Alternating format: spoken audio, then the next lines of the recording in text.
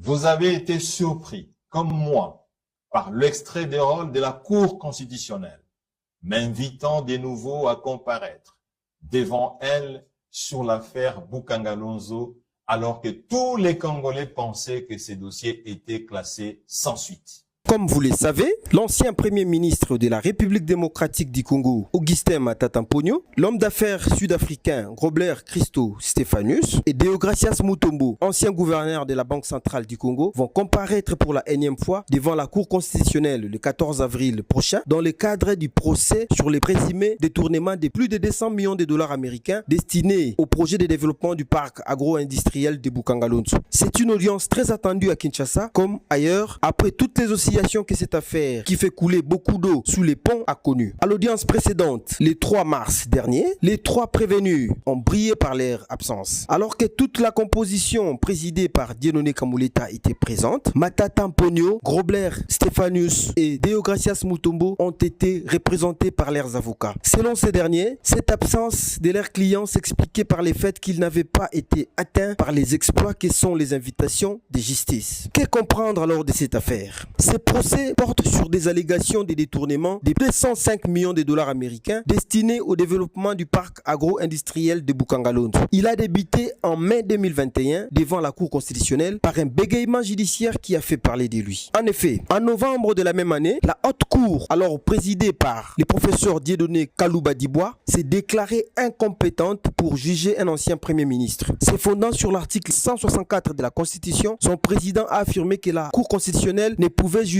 que les premiers ministres en fonction. En juin 2022, le procès a été réouvert devant la Cour de cassation où les trois premières audiences ont été consacrées à l'identification des prévenus sans entrer dans les fonds de l'affaire. Cette affaire a connu un nouveau rebondissement lorsque la Cour constitutionnelle, désormais présidée par Dieudonné Kamuleta, s'est déclarée à nouveau compétente pour juger cette affaire. Elle a tenu sa première audience le 21 août 2023. Cette audience a été suspendue dès son ouverture à raison des irrégularités dans les citations à comparaître adressées aux personnes poursuivies. Le deuxième report a eu lieu lors de l'audience du 4 septembre de la même année afin de permettre aux prévenus d'accéder aux 900 pièces du dossier. Lors de l'audience suivante, le lundi 13 novembre 2023, les avocats de Matata Mponyo ont présenté un rapport médical demandant un report pour leurs clients. La Haute Cour a accédé à cette demande et a renvoyé l'audience au 18 mars 2024. En raison des contentieux liés aux candidatures et aux résultats des élections sénatoriales, le président de la Cour constitutionnelle, Dieudonné Kamuleta, a signé une ordonnance reportant la prochaine audience au 22 juillet 2024. Alors que l'opinion attendait cette audience, le greffe de la Cour constitutionnelle a publié une nouvelle ordonnance reportant l'audience